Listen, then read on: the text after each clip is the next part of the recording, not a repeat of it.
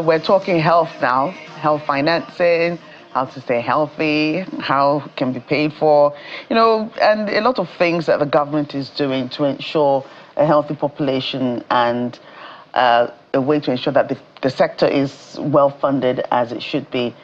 The Lagos State government has launched a major milestone in its health sector financing reforms and transformation agenda with a formal unveiling of the Lagos Health Partnership, that's the LPHP, a reform initiative designed to restructure health financing, expand insurance coverage, and ensure equitable access to quality healthcare for residents. That's a very important factor, through a unified, transparent, public-private collaboration framework. So, which means that everybody is involved in this, including the people that are getting the access to healthcare services. We have our guest in the house this morning is someone that everybody knows, Professor Abayomi, Commissioner for Health, Lagos State. He joins us here. It's a pleasure having you on the show with us. Now, delivering the keynote address on behalf of Lagos State Governor, Mr. Babajide Sanwo-Olu, the Secretary of the State Government once described the LPHP as a historic step towards building a resilient and future-driven health financing architecture capable of protecting households from catastrophic expenditure.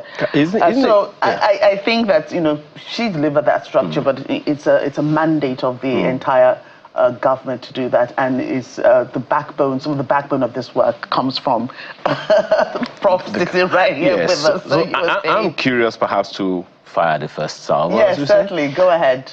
It's a private health financing partnership. Beg your pardon. Private health partnership. First of all, what does that mean? We'll come to the Lagos part later. Yes. Yeah. So essentially, we're not really an insurance culture. So we're trying to change that narrative. And we were very excited when the federal government released the law in 2022 under Muhammad Buhari, the National Health Insurance Authority Act, which made a fundamental change in the way we look at insurance. And it stipulates simply that from 2022, it is now compulsory for all Nigerians to have a baseline health insurance, which is what we describe as social health insurance. It's a minimum package of health services, which we prescribe for everybody. And so the law, for the first time, made it mandatory. And so Lagos, who has been looking forward to this amendment in the law, was very quick to jump on this law. And Mr. Governor, within a matter of a year, released an executive order domesticating the NHIA Act, meaning that Lagosians now must pay attention to this emphasis on mandatory nature of health insurance. But the law said something very interesting. It said you must have social health insurance before you have any other insurance. So for people who have private insurance, it now compels them to hold their private insurance on one side, and then you must go and buy a social health insurance. So for us in Lagos, that's called Ilera, which is a very minimum subsidized package. It's 15,000 naira. It covers very basic primary health care, family medicine. Do you have a fever? Do you need antenatal care? Do you need simple blood pressure, diabetes, those kinds of things? Doesn't cover anything sophisticated. So someone holding a private health insurance now is faced with the law that says for you to be legal, you need to have social health insurance. So what we did through the executive order was to make life simple. If you already have a private health insurance delivered to you by an HMO in the private sector, what we're just doing is to make sure that that private health insurance clearly includes the components of the basic healthcare package, which is what we describe as the social health insurance. Now that makes you legal. So we're now combining public health insurance with private into one entity, fusing, because they were fragmented before, we're fusing them now into one entity, and we're making life easy. Those that want to carry on buying social health insurance, it's fine, it's available, and we're promoting it as fast as we can. Secondly, those that have private health insurance, you don't need to go and purchase a second health insurance because we give you a compliance of certification that you now comply with the law. So just a second, I just want some clarity. Yeah. Because private health insurance is what we had before? Is that what you're saying? No. Like your HMO system, yes, that's that. Yes. So the social health insurance, how does it differ, if it differs, from the standard HMO that many people are aware of? Okay, so the social health insurance, as I said, is just one package. It's very basic. It's what you need for maybe 60-70% of your health needs. Oh. Right. It's regressive in the sense that it's flat. It's one premium. It doesn't change. No matter what your salary is or what your status is, you just pay this flat amount. Whereas a private health insurance is graded. There are different tiers of premiums, and you can choose. You can go from a basic to a very sophisticated. And as you increase your premium package, you get more services, and your premium value goes up. All right. So people who want private health insurance, what the law now says is you first have to go and buy a social health insurance, and then get your private health insurance on top of it. So first you get the basic. First you get the basic. And that is compulsory. That's compulsory. Right. So the private health insurance issuers, are they compelled to ask for the social health insurance before they sign you up for their own package? Well, that's what the law says, but you know, that would be cumbersome because you would now be operating two insurances with the administrative cost of two insurances, which is significant. So what we've done in Lagos is to fuse them. All right. So if you buy a private health insurance now, the social health is embedded. All right. Okay. And then you get a certificate of compliance. You need one insurance, you're compliant, ease of doing business, you carry on. So you can play both. You play both sides. You can. I'm sorry. I really am sorry. I still want clarity because you said earlier that if you had the private security, and they don't contain the social security elements. That's beforehand. The social health security Insurance, elements. You are compelled to go get them. Yes. Okay. So it goes back to what Joke is saying. Because there are some things now, if you don't have your NIN, you can't get that service from government. If you don't have your BVN, you can't get that from government. So can we say that this social health program is something like that, that you are compelled to get it because it is a standard to ensure you are alive and well? So this is where the second part of the executive order comes in, because a law without enforcement really is just a piece of paper. So we've put enforcement into the executive order. So what that means is, and Mr. Governor has been very clear, that we should give Lagosians a grace period of about 6 to 9 months of massive public health awareness campaigns, just to tell Lagosians what is the significance of insurance. The concept of pooled funding and risk equalization and cross subsidies, so that the public are aware before we start to enforce. So what does enforcement mean? It means if you want to access certain government services, you must show evidence of an insurance that's compliant with the law. Just like you need to show your LASRA card or your NIN, we're now going to include evidence of the fact that you either have an Ilera Eco by itself, or you have a private health insurance that has now embedded the basic components of social health insurance in it. Most private health insurances have that anyway, but we just need to make sure that it's structured, and we're fusing the entire ecosystem of health insurance so that we're all operating really in a unified environment without all these silos and segmentation. Right. So where can we, one gets the social health insurance? Because I know that there are multiple hospitals, across the HMOs, and when you want to do your that time when we want to register for the health insurance, there's so many, even the private hospitals, they will say you can choose any private hospital to register. I didn't know someone that said that even the Ilera, maybe hospitals close to you, you can do it. So can you register with Ilera in private hospitals as well, or is it just the public hospitals where they're? So at the moment, you can register in both our government hospitals and PHCs, or you can register in certain private hospitals that have been accredited. Okay, so that's where I'm going. Where can you find these accredited certain private hospitals? Because it's not everyone. So when you apply online, or you can go to any of our kiosks, so you have a list. They'll ask you, where do you want your primary registered facility? Right. You may want to have it close to your home, or you may want to have it close to where you work. All right, but you have to register in a facility. Right. So when you're applying for social health insurance, Ilera Eco, it'll ask you where do you live, and then it'll give you the options of the facilities around your home for you and your family, or if you choose to be insured in the vicinity of your work, then you can choose that as well. Okay.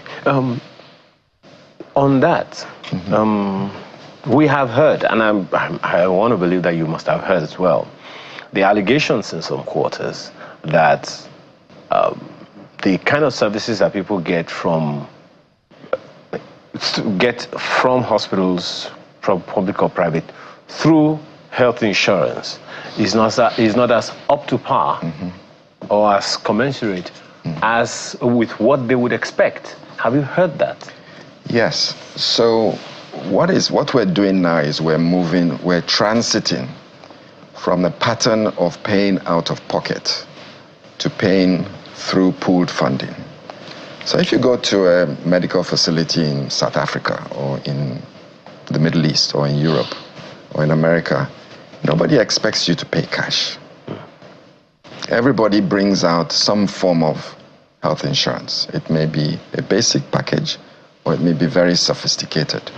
So what we find in Nigeria is that out of the 30 trillion naira spent on health in Nigeria annually, 30 trillion naira, almost 80% of that is spent out of pocket. And about maybe 2 or 3% is spent using insurance premiums.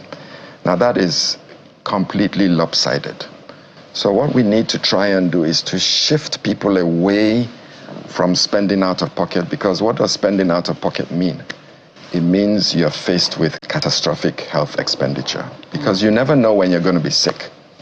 And all of a sudden you're sick, or a family member is sick, and the bill exceeds your financial capacity.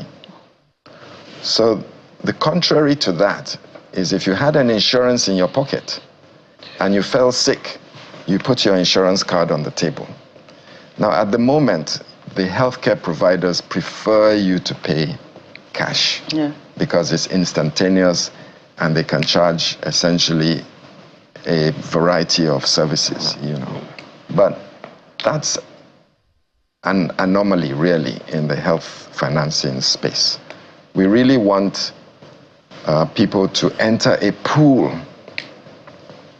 where the well look after the sick, the rich look after the poor, the elderly, the young look after the elderly. So everybody's in that pool. And as that pool gets bigger, there's more funding in it. And you're able to look after each other without even feeling it. Okay. So when you get to the hospital, or your family gets to a hospital, but you put a card on the table, and that becomes the norm, then the issue around stigmatization that you've correctly identified, because with insurance, it takes a bit of time for the money to come through, even though there's a component that's automatically remitted to the facility. But if you exceed that capitation amount, it's called fee for service. So you need to make an application to the insurance HMO to say, I'm in this hospital, I need XYZ. Yeah, I think some of us fall into that category because there are some years I wonder. I keep picking up cards that we use here, as part of our health insurance, and I never use it. I hardly ever use it, but of course it's being paid for. But the hospital visits are not that frequent, and I keep wondering, okay, where's the money? Is it just going to sit there? Who is it being used for? I don't use it because I don't go to the Should Joke be penalized for that? No, but I don't. If I don't have hospital visits, should Joke be but the money is being deducted as per insurance. So what she's doing is she's donating her money to somebody else. Yeah, that's. I think it's just a perfect example of what he described. I think we're looking after each other. I said so. Okay, but the question there is that of trust, because on the one hand, and there are very, very critical issues that you have raised, Prof. No, we can't all afford to pay for our health. That is the truth. Yes. Correct. To get this thing now, in some quarters, you pay between 50,000 and maybe 150, in some cases 300,000. This guy earns 70,000 naira per month. Exactly. And he has to use glasses, otherwise he will not be able to perform the job well, and all of that. But so let's talk about the issue of trust. Yes. Both of the people, trust by the people of that government initiative of health insurance, and then the trust of the health care service provider of getting their money in good time. They are a business. They have to survive so that the next patients can come in and still meet their organization, not just working, but also upgrading, because that's the nature of healthcare provision. You have to keep scaling up. So let's talk about the trust elements. People don't generally trust government, whether they're in business or they're individuals. How are you bridging that gap? Maybe that's one of the reasons the governor said we should give this 9-month moratorium. Okay, I think you've hit the nail on the head. The issue of trust, but it's not just about trust in government, but it's in trust in both the providers and trust in the insurers. So the first thing is, what quality of service are you going to get when you get to a public health facility or even a private health facility?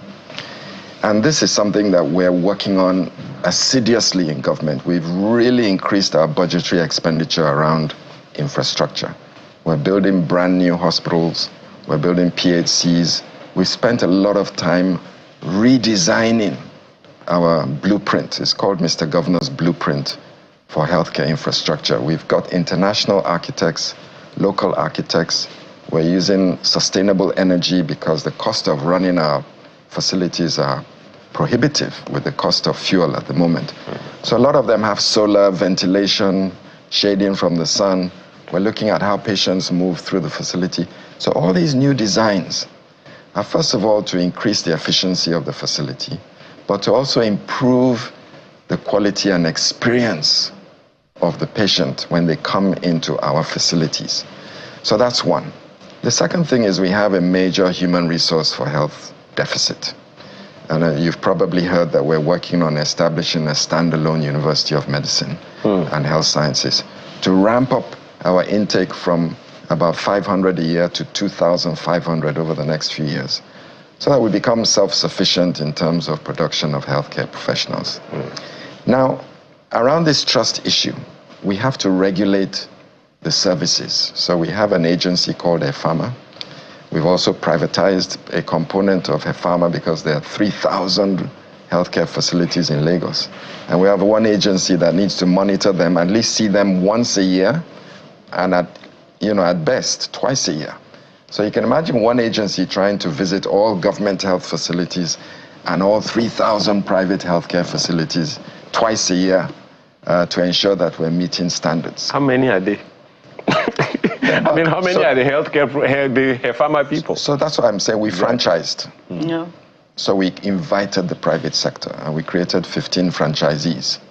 And we've given them each a zone in Lagos to just make sure that we touch base at all our healthcare facilities. So we're trying to improve the quality of experience through infrastructure, through manpower, resourcing, through regulation. And you see, you can't sell insurance if the product is not good. The product here being the supply side, where the provider meets the need of the care of the patient. It's just like me giving you a credit card and I say, here is my gift, or a gift card. And I say, go to this supermarket and buy anything you want. And you walk in, first of all, they're rude to you at the entrance. You get in, there's no light, the place is dirty. You look at the shelves and it's bare, sparsely populated. Some of the produce is going bad. You're going to walk out of that place. That place being synonymous to a healthcare facility. You're going to walk out and give me my card back and say, I'm sorry, I'm not interested in this. I'm going to find my produce elsewhere. It's the same thing in health. The quality of service that we deliver to the patient must improve to increase the trust that when they get into a facility, they're going to get a standard of care. Not only that, the healthcare provider mustn't be outdone by the system. So he provides you care today and he's waiting 3, 4, 5 weeks for his fee for service to come in. And even when it comes in, it's substandard in terms of economic realities. So this is what the LPHP is all about. We're taking control of the insurance ecosystem. Government, for the first time in Lagos State, we're going to really have oversight over what's going on in the private healthcare sector and the public healthcare sector in terms of insurance. Make sure that the experience is right. Make sure the providers are getting their value fast and equitable and quickly. And we're protecting the insurance HMOs as well. And most important, the patients. Prof, to anyone who cares to listen, I shout this one thing, the challenge of communication. Mm-hmm. I have been around for a bit, and I have heard and seen some healthcare providers, particularly at the local government areas, local government levels, the way they talk to people and all of that. Well, some will loosely call it customer service, but these are not just, this is a specialized field. So is there any health communication program, or do you think there is a need for it? It's probably a little bit on the upside to be expecting that government is going to do everything, because at the end of the day, it's the individual. But the wonderful initiatives that we are talking about cannot really be done by governments as some phantom entity. It's individuals, humans that are going to represent government. So how are we ensuring that we close all those communication gaps between the provider and the irate customer, the patient, and sometimes even communicating whatever it is that is their challenge to them? They're irate, they're unruly, they're impatient and all those things. It's for real. It's something that has to happen, but because, I mean, they are irate. They have a loved one that is dying and all of that. So what are the challenges you have seen in your space as the Commissioner for Health in Lagos? And maybe you have some other examples from other parts of the country that you say we need to do better in this area. So one of the fundamental issues here is the deficit of human resources for health. They say my estimates are based on WHO standards. We have a shortage of about 30,000 doctors. Wow. And a shortage of an equal number of nurses and other healthcare professionals. In Lagos or in the country? In Lagos. In the country, it's even worse, because Lagos even drains, when we put out an advert, we drain other doctors and professionals from other states to Lagos, and then from Lagos they drain out of the country. So it's not so bad in Lagos, but it's still bad, and we've looked at this issue, and that's why I'm saying we're looking at the production. So we want to, first of all, stop brain drain. We want to increase production, and we want to activate brain gain. So all our diasporian doctors that are around the world there's no Nigerian really that wants to be away from home, mostly. They all, on Sunday, I've been a diasporan myself, we all meet, we sit down, we eat jollof rice, eba, and pounded yam or whatever. And the common narrative is, what's going on back home? I wish I was back home. So for us in Lagos, we're trying very hard to neutralize brain drain, reverse it with brain gain. And how do you do that? The best way to do that is to restore healthcare into the mainstream economy. All right. At the moment, it's operating a little bit on the periphery because the doctors are not getting their value. They're not getting their worth. Now, the WHO says there should be 1 doctor for 600 population. In Lagos, we have 1 doctor for 5,000. Wow. So you can imagine that doctor or that healthcare professional is doing 10 times the work he should be doing. So understandably, everybody is a little bit on the tense side. And as much as it's an empathetic profession, we're still human beings, but we don't give that as an excuse.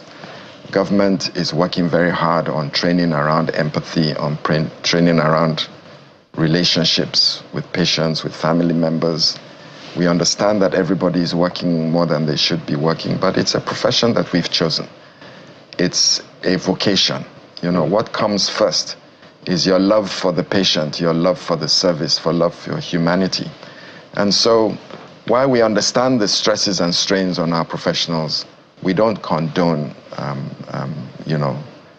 sharp practices and rudeness or lack of empathy. Especially, when you're sick, the doctor is almost the next person to God, And, yes.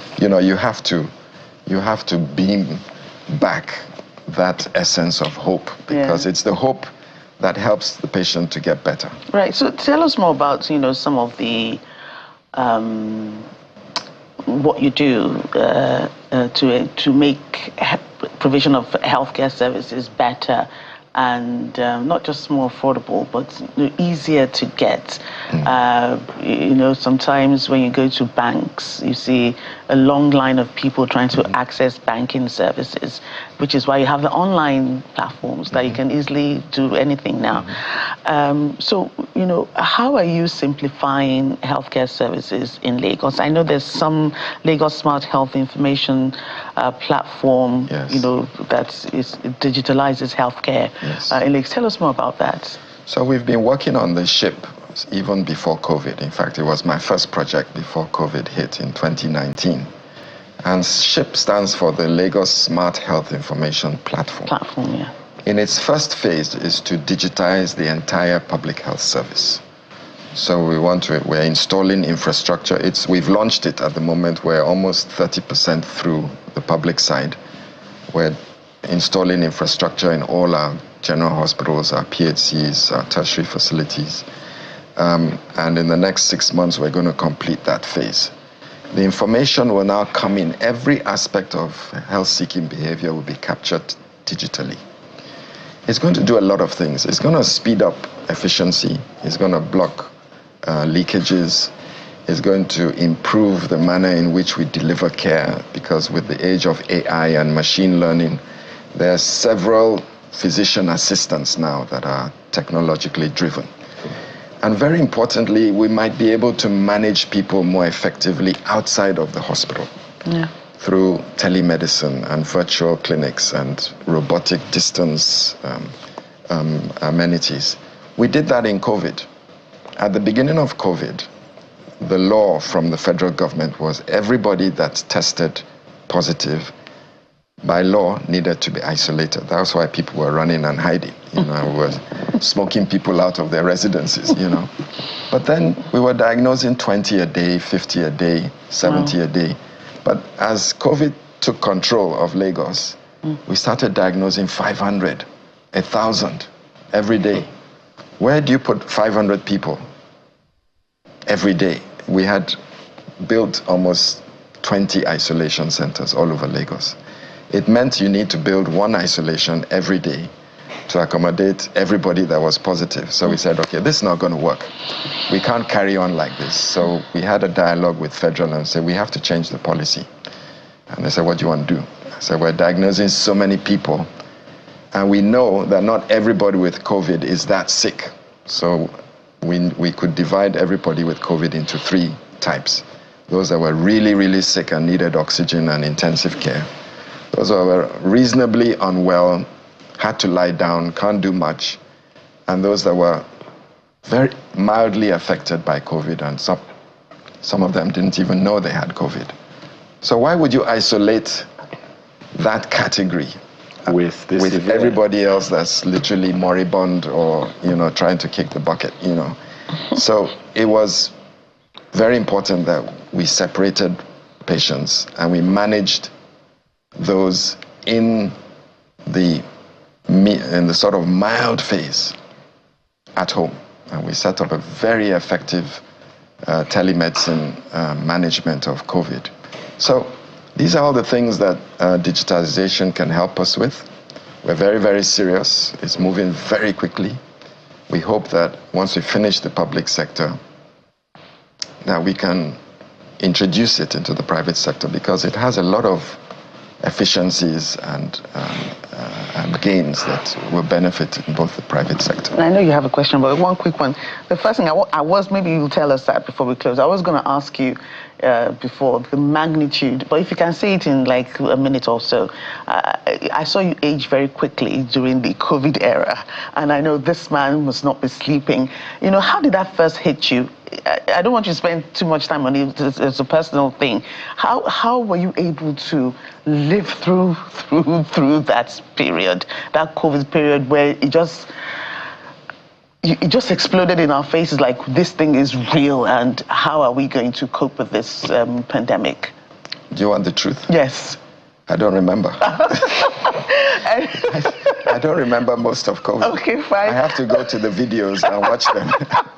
Because it was an emergency. Yes, because all your briefings and all that, I was on adrenaline and yeah. steroids. I can imagine. Everyone around me, even the governor. Yeah. I mean, we didn't sleep. Yeah. We had war cabinet at midnight every night. At 1 o'clock we finish. We changed the policy for the next day. Everybody was getting like 3-4 hours of sleep a day. Wow. If at all. I went grey during COVID. I saw you age, practically. I saw you, but one thing, sorry, I'm so sorry. Before, we are running out of time, but there's this huge structure when you're driving off the 3rd Mainland Bridge. You want to go into Ikoyi, and it's there, the new Massey Children's Hospital. When is that going to be finished? Well, so that's one of Mr. Governor's blueprints. Yeah. There's Massey, there's Ojo, there's Ketu Ejiri Mental Health Institute, there's Shomolu. We're doing the Cancer Center in Ikeja. We're doing the Medipark on Awolowo. We're building new PHCs all over the place. But that one is iconic, and where it sits, you can't miss it. It's just glaring at you. You can see that it's completed. It's 10 floors. We're just, doing the mechanical, electrical, and plumbing at the moment. They're plastering the building. We're looking at how to operationalize it. Hopefully in another 6 to 9 months, it will be complete. And then before the end of 2026, we're hoping to commission it as the largest pediatric specialist referral hospital in Nigeria, if not West Africa. What will happen to the previous one? It will still function? No, we'll refurbish it. Right. Because the need for maternal and infant care is huge. So once we operationalize the new specialist referral hospital, we go back and refurbish the old Massey, because a referral hospital, you can walk into it, but really what is it designed for? It's like Great Ormond Street in England and Red Cross Memorial in South Africa. You're supposed to send really complicated cases from all your facilities, both in Lagos and Nigeria. Okay. Children that need heart surgery, children that need brain surgery, people that they need a transplant of some sort. It's supposed to be the highest level of expertise. So are you going to recall all your brain-drained doctors to come back? That's part of the health financing plan. Prof, I have to ask you this. Research. And Lagos probably kind of prepared for COVID with Ebola. Yes. But we can't say that we were sufficiently prepared, particularly in the area of the stuff, disposables that you have to give to the people that have to work and all. In the wake of COVID, one of the issues we raised with the NAFDAC DG was, what are the low-hanging fruits we had, to fight these whole things? And she talked about phytomedicine as a low-hanging fruit that we had as a nation. Now, but over time, every time I had opportunity to ask her, I asked that question. And one thing that's been consistent is the gap between the proof of phytomedicine in Nigeria and the actual, results that it's going to prove, and that gap can only be filled by research. Yeah. Now, she also told us that we were health insecure because some of the substantive components, I don't know what you call them, that we needed to use were being imported into Nigeria. And if there was a drought anywhere else, we were vulnerable in the country. Raising the question of research, is there a plan in this whole melee that the Lagos State government has to have a system where, okay, Lagos is producing its own health products, no matter how complex, using maybe phytomedicine or what? Just help us understand if there is any space for filling the research gap that can help with the healthcare provision in Lagos. Yeah. So this is one of Mr. Governor's biggest priorities and project. It actually even has a name. It's called LASMIZO, Lagos State's Medical Industry and Innovation Zone. And what we're doing is that there are two parts to this. So it's called research and development, R&D. Research without development is, it just doesn't. Academic. Yeah, it's academic. So we have all these academics in Nigeria. And in Lagos, we have a huge plethora of them. We use them effectively during COVID. And we defined our own COVID narrative in terms of how does COVID affect Lagosians. So what we need to do is harness these researchers and create the environment where their research actually translates into solutions for indigenous problems. So first we want to focus our researchers on local problems, not esoteric things that maybe are useful in Australia or wherever. What are the problems in Lagos, Nigeria? Let our researchers focus on that. We've set up a grants management office in the Ministry of Health. We've set up the first intellectual property desk. Critical. If you want to do research, when you find something, you must go to lawyers that understand intellectual property. And we didn't have much of that. So we've set that up in the ministry. So the researchers, the moment you publish your data, you've lost your right to it. So if you've discovered something, you need to go to an intellectual property office and let the office guide you in how you use that potential discovery that could have a potential solution, indigenous solution to a medication, to a vaccine, to a consumable, to a way in which we treat local problems. So the whole idea about LASMIZO, and we're moving it to the free trade zone in Lekki. We've been allocated space there. We're going to be attracting international manufacturers, international innovation centers to work with our local researchers. Now, what are the ingredients here? The ingredients here is the ship, the digital platform, because you can't do research without data. Mm-hmm. So if we're collecting data on all the health-seeking behavior of Lagosians, you're already sitting on a gold mine. Mm. Of course, we need to protect it. The second thing is you need a biobank. And Lagos State built the first biobank in this country, I believe. It's in Yaba. We used it during COVID. There's another one that has just emerged in Nigerian Institute of Medical Research. So we now have 2 biobanks in Lagos. So when you combine the biobanks with the data repositories, and you stimulate the research and you bring in international partners, right, to help us add value to our discoveries in Nigeria without shipping out our samples and shipping out our data. It's actually been very, very concerning, Prof. Can we start with malaria and not be using, what's that called? Artemisinin, whatever. Artemisinin. Yeah. Can we start with this research? Can you propose, okay, within the next 1 year, 2 years, all solutions, health solutions for malaria will be home built within the next 1-2 years? Is that possible? I'm trying to jumpstart the process. It's very possible, except you've chosen the wrong disease, because we're about to eliminate malaria in Lagos. Oh, okay. So we can move that conversation to Ogun State or Oyo State.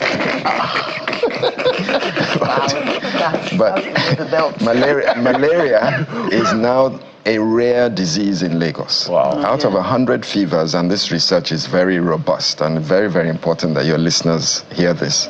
Out of every 100 fevers in Lagos, about 3 or 4 is caused by malaria. And we've repeated this with some of the top scientists and the most robust laboratory investigation. So malaria is a rare disease in Lagos right now. Your people came the other day, we had a conversation So with them. if they tell you you have malaria, question it. Question it. Ask them to show you the results, the cartridge. It's there, your eyes can read it. It's yes or no, you know. And let's stop fooling our citizens. But although part of the problem is Lagosians want to be diagnosed with malaria because they want injection or they want IV fluid, but sometimes all you have is a viral illness that mimics malaria, which is what is happening in Lagos. This so-called malaria typhoid diagnosis is an unknown. The double jeopardy diagnosis. It's a sledgehammer. You know, you get an anti-malaria and a myriad of antibiotics and painkillers. You know, and really what you needed was go home and rest and isolate yourself. Okay, tell it to the boss in the office. Well, clearly, Prof, it's always what we call an interviewer's delight. Speaking with you, you almost don't even want the conversation to end. But unfortunately, all good things have to come to an end at some point. Thank you so much for your time. It's been a pleasure. Thank you for having me. We hope to have you a little more frequently because, you know... Well, just invite me out. No, we need to pull down that metal door in front of your office so that we can have easier access. Professor Abayomi, Commissioner for Health in Lagos, we appreciate your time today. Thank you very much. It's been a pleasure being here. Okay, now you have heard. Malaria is now a rare disease in Lagos. Okay, so those people that have been telling us that we all have malaria, whatever, in our bloodstream. It's endemic. Anyway, that's not the next conversation. We'll take a short break and we'll be right back for the next one.